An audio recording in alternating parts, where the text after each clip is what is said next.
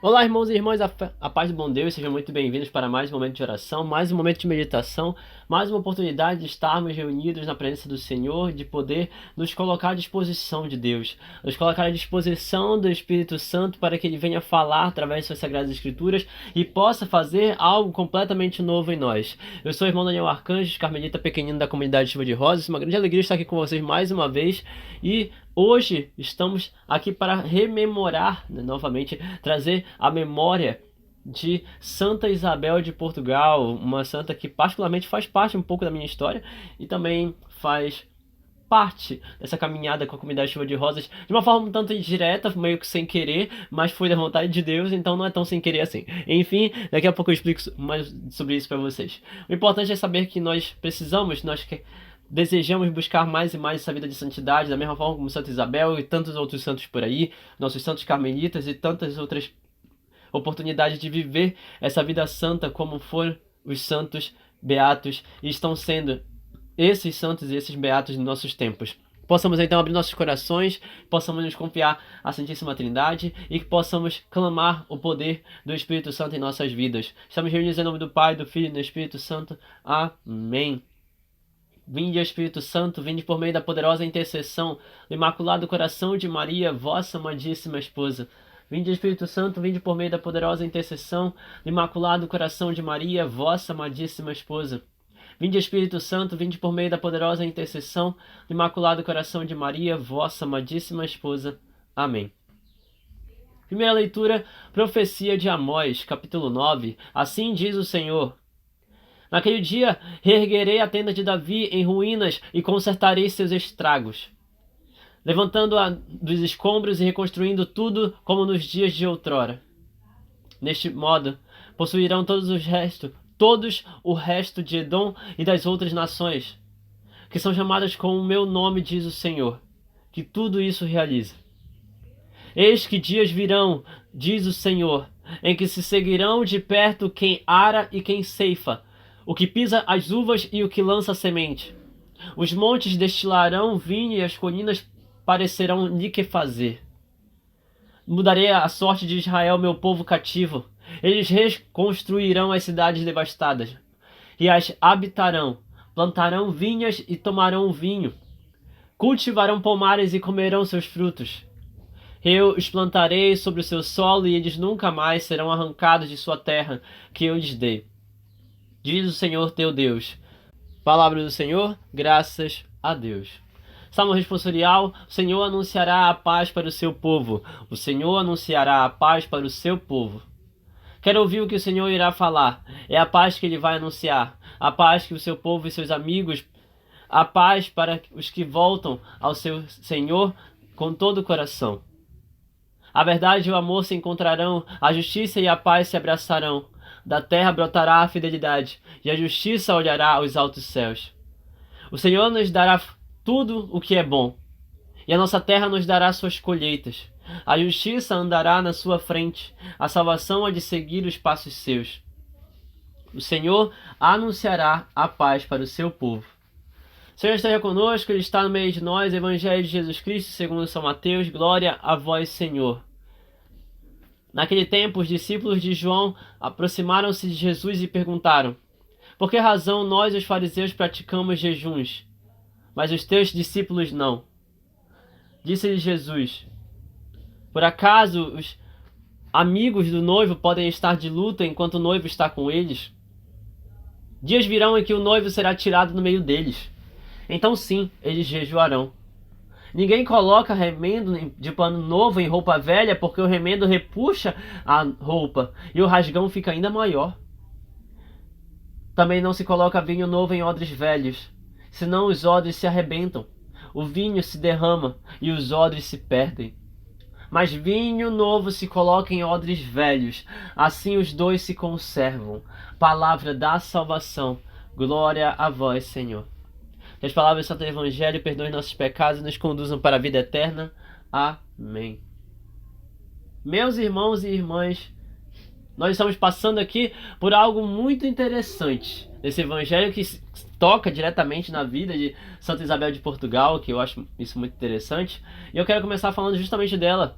Ela que nasceu na Espanha no ano de 1271, ela foi justamente da família real de Aragão e se casou, né?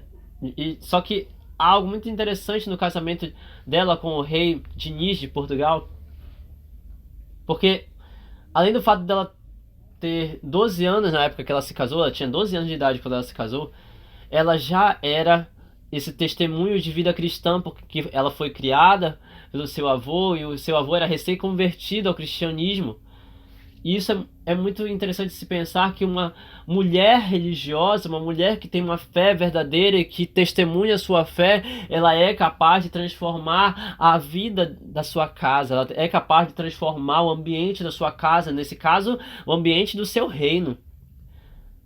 Aqui nós temos justamente Isabel, que era essa mulher de testemunho cristão, uma mulher de oração, uma mulher que recebia Jesus na Eucaristia com muita frequência, e durante o matrimônio, esse matrimônio foi um lugar onde ela sofreu muito com humilhações por parte do marido, mas ela usou essas humilhações como forma de santificação. Ela permaneceu fiel. Ela permaneceu agindo com amabilidade, ela permaneceu agindo com bondade, mesmo sabendo que o esposo traía, mesmo sabendo que havia muitas dificuldades na forma como o esposo falava com ela, a forma como o esposo se relacionava com ela.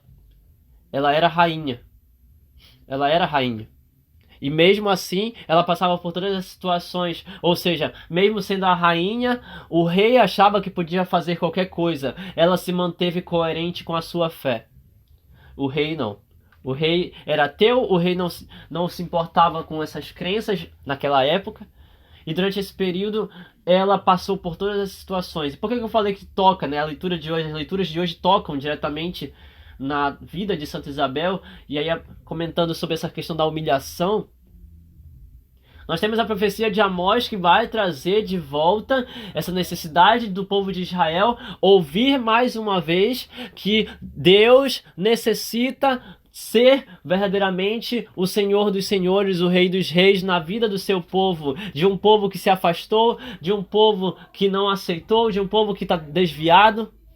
E esse povo está passando por diversas humilhações também. Esse povo está passando por dificuldades, esse povo está passando por problemáticas, esse povo está passando por tribulações, por provações. E ao invés de se voltarem para Deus, não. Esse povo continua sendo desobediente a Deus. E aí Amós vem na sua profecia falar as palavras do Senhor. Eu, no dia do Senhor, no dia de meu nome, quando eu retornar, vou reerguer a tenda de Davi, que está em ruínas. Vou reerguer a casa de Israel, que está em ruínas. Vou reerguer o meu trono, que está em ruínas, na cidade do Senhor. Deste modo, vocês vão possuir o resto de Edom e das outras nações que são chamadas com o meu nome.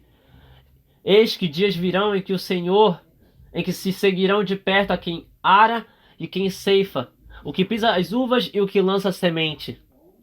Os montes destilarão vinho e as colinas parecerão de que fazer-se. Ou seja, no dia do Senhor as coisas vão se destruir. E não haverá diferença entre aquele que ara e aquele que ceifa. Não haverá diferença entre aquele que pisa nas uvas e aquele que planta a semente do vinhedo. Não haverá diferença entre aquele que prepara o vinho e aquele que bebe o vinho. Não haverá diferença no dia do Senhor. Todos passarão pela mesma situação. Neste dia, eu vou reconstruir a minha tenda, vou reconstruir a minha casa, vou reconstruir o meu povo. Eu mudarei a sorte de Israel, que está preso, que está aprisionado pelo pecado.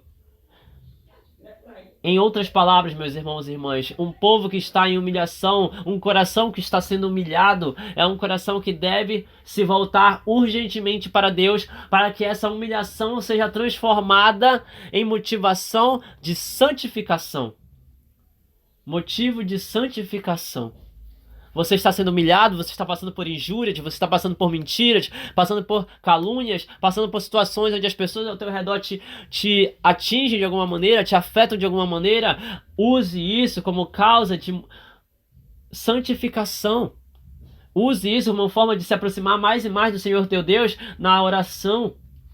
Use isso como forma de santificação, da mesma forma como Santa Isabel passou por tudo isso, Santa Isabel de Aragão, passou por tudo isso. E ainda assim, se manteve fiel ao marido, amável, se manteve crente, se manteve dando verdadeiro testemunho de fé cristã. Ela se manteve católica até o fim. E enquanto seu marido pecava, enquanto seu marido estava ali naquela situação que só humilhava mais e mais a honra da rainha, ela, como rainha, ia ver os irmãos e irmãs mais necessitados. Ela ajudou a propagar a grande devoção a Nossa Senhora da Conceição. Ela ajudou a dar de comer a quem tinha fome. Ela ajudou a dar comida e bebida e roupas para quem estava necessitado. E assim ela ela refundou, abriu o mosteiro de Santa Clara de Coimbra, fundou em 1321 o Hospital de Nossa Senhora dos Inocentes, voltado para crianças carentes abandonadas por suas mães, crianças de rua, crianças que não tinham quem cuidasse delas. Ela se voltava para obras de caridade enquanto o marido estava pecando. O pecado do outro não pode ser motivo de nossa destruição, meus irmãos e irmãs. Você não pode pecar só porque o outro peca. Você não pode seguir no mesmo caminho só porque os outros estão seguindo no mesmo caminho. Porque foi esse tipo de pensamento que levou o povo de Israel a cair. E por consequência, Amós foi levantado para profetizar que no dia do Senhor não haverá diferença entre quem ara e quem ceifa, quem pisa nas uvas e quem planta semente. Todos passarão pelo mesmo julgamento. E no dia do Senhor, quando ele vier, e ele já veio, quando ele vier, a tenda de Davi será reconstruída e o povo de Israel será resgatado mais uma vez das suas prisões, dos seus vícios. Estão cativos pelo pecado.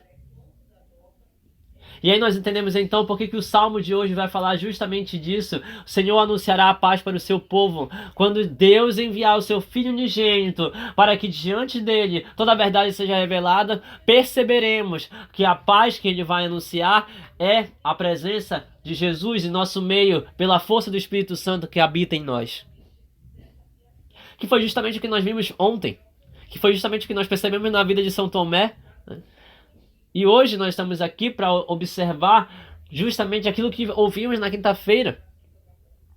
Há uma necessidade enorme de nós olharmos para nossas próprias vidas, aceitar a paz que vem de Deus, aceitar a salvação que vem de Deus, porque do contrário, uma cidade que não abre suas portas, um coração que não se abre para a presença do Senhor, para a ação do Espírito Santo, esse coração não quer a paz, esse coração não quer a justiça, esse coração não quer a verdade, esse coração não quer o amor.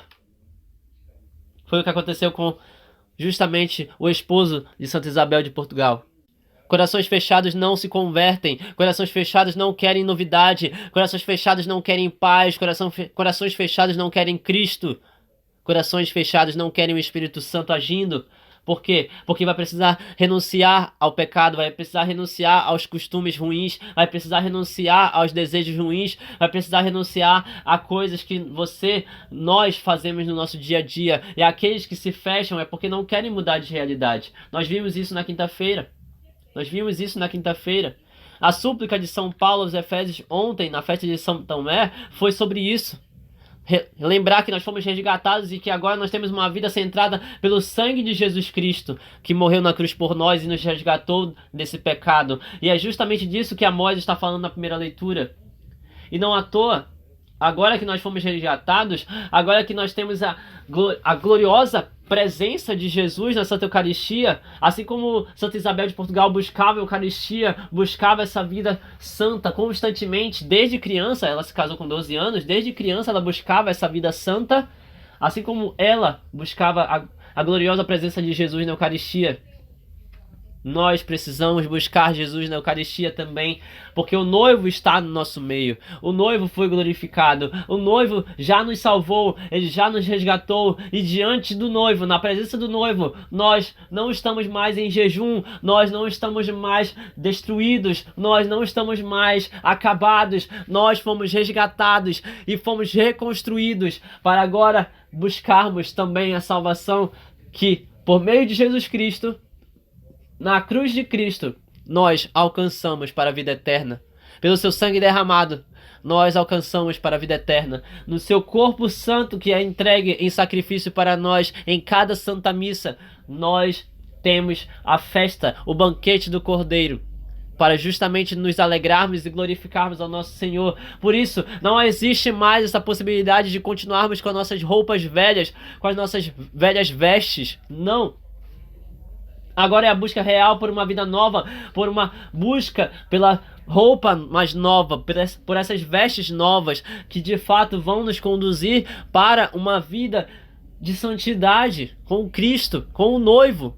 Nós somos almas esponsais e nossas almas precisam se vestir com a túnica lavada, alvejada no sangue do Cordeiro, purificada pelo corpo e sangue de Jesus Cristo. Não mais sobre o vinho velho em odres velhos, não mais sobre vinho novo em odres velhos que se destroem, que se quebram, que se derramam. Não, agora é sobre novos vinhos em novos odres. É sobre um corpo novo que recebe o corpo e o sangue de Jesus Cristo. É sobre uma vida nova que recebe a novidade em Jesus Cristo. Porque se não for assim, meus irmãos e irmãs, nós seremos destruídos.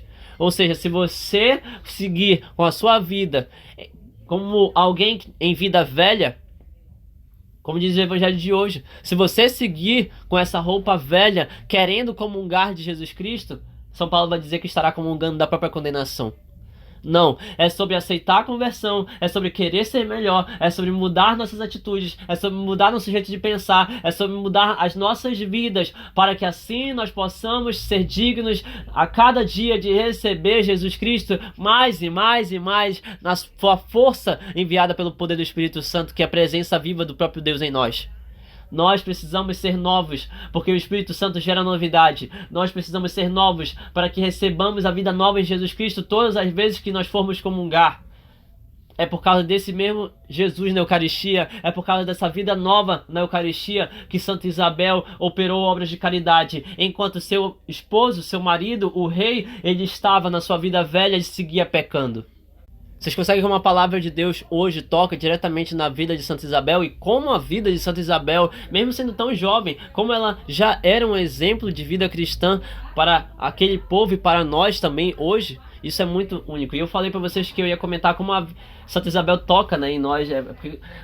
Quando inicia a caminhada da comunidade Chuva de Rosas, quando inicia essa inspiração dentro do meu coração, e quando nasce essa busca pelo desejo da vida de comunidade, uma vida mais profunda no poder de Pentecostes, quando tudo isso se inicia, quando eu começo a escrever, quando eu começo a rezar, quando eu começo a vivenciar experiências diferentes com Deus, algumas dessas situações se passaram justamente no mês de julho.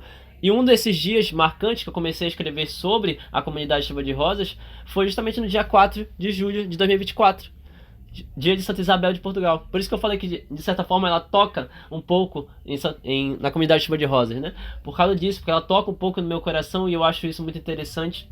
Eu acho isso muito interessante. Ela que refundou o mosteiro das Irmãs de Santa Clara em Coimbra, ela que funda o Hospital de Nossa Senhora dos Inocentes, ela que traz justamente essas obras de caridade, é algo que é inspirador. É inspirador. E algo que eu acho muito interessante também, seguindo ainda falando da vida de Santa Isabel de Portugal, é pensar que na busca por essa vida caridosa, constantemente caridosa, uma das últimas atitudes de caridade que ela tem com o marido, nesse caso, é quando ele fica doente e ela precisa cuidar dele. Ela precisa cuidar do próprio esposo. Ele começa a sofrer com a doença, e agora ela precisava cuidar dele. E ela se dispôs. Quando é que você percebe que você tem uma vida nova em Cristo? Quando é que você percebe que a sua vida de fato foi transformada por Jesus Cristo e agora você é uma nova pessoa com novas vestes? É quando aquela pessoa que te machucou, aquela pessoa que te traiu, aquela pessoa que te decepcionou, aquela pessoa que foi motivo de humilhação na tua vida, aquela pessoa precisa de você e você perdoa tudo que ela fez e vai cuidar dessa pessoa. Esse é um exemplo de Santa Isabel, que mesmo com todas as humilhações e sofrimentos, ela usou isso como forma de santificação, e quando o esposo dela, quando o rei Diniz precisou dos cuidados dela, ela se dispôs e ela foi cuidar dele. Ele ficou doente e faleceu um ano depois. E durante esse ano inteiro, ela ficou ali ao lado dele, cuidando dele. E quando ela fica viúva, ela deixou a vida de palácio. Olha só como também a vida de Cristo nos toca imensamente, quando a vida de Cristo nos leva a algo novo, nos leva a um vinho novo, nos leva a novas vestes. Ela também buscou novas vestes de forma literal. Ela deixa a vida de rainha, ela abdica de todos os seus bens reais e ela passa a se consagrar ao mosteiro das Irmãs Clarissas de Coimbra, que ela mesma havia ajudado a fundar. Ela mesma havia ajudado a fundar. Ou seja, ela muda as vestes de rainha para as vestes de pobreza da Ordem Terceira Franciscana das Irmãs Clarissas.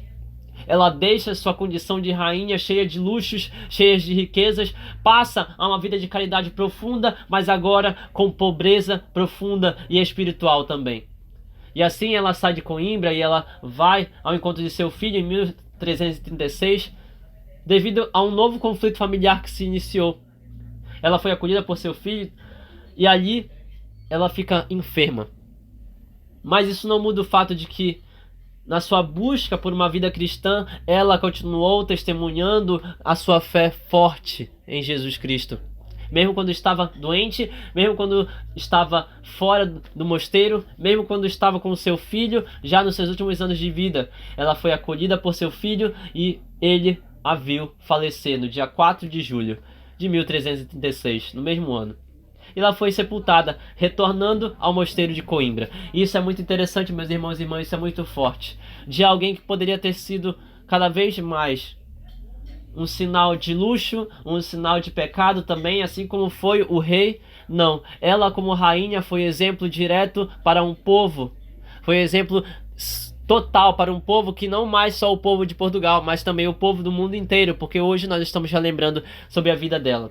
E um fato também que se conecta um pouco com a comunidade de Chuva de Rosas, que eu acho muito interessante, é que certa vez Santa Isabel de Portugal, ela estava no mosteiro e ela estava se preparando para carregar alguns pães. Ela coloca vários pães no seu hábito e ela quer levar esses pães para alguns irmãos e irmãs necessitados nas ruas. E quando ela se aproxima da porta do mosteiro, o hábito se abre e aqueles pães que antes estavam ali se transformam em rosas. Várias rosas caem no chão. E eu acho isso muito interessante, muito bonito de pensar que a vida dela passou por milagres, a vida dela passou por experiências profundas e místicas com Deus, tudo porque ela aceitou uma vida nova em Jesus Cristo e foi motivo de testemunho de fé firme, forte e constante naquela região e até hoje para todos nós. Que nós possamos usar da vida de Santa Isabel como uma forma também de nos inspirar. Que Santa Isabel de Portugal possa ser justamente esse sinal de concórdia, de paz, de conversão e de vida nova, com novos odres, com novos vinhos, com novas vestes. Louvado seja nosso Senhor Jesus Cristo, para sempre seja louvado, com sua Mãe Maria Santíssima, seu Paizinho São José. Que as bênçãos de Deus Todo-Poderoso sejam derramadas sobre cada um de nós, por intercessão de Santa Isabel de Portugal, em nome do Pai, do Filho e do Espírito Santo. Amém. Até o próximo momento de meditação, meus irmãos e irmãs. Compartilhe essa palavra com outros que tanto necessitam conhecer da verdade de Deus, da verdade de Cristo. E até o próximo momento de meditação.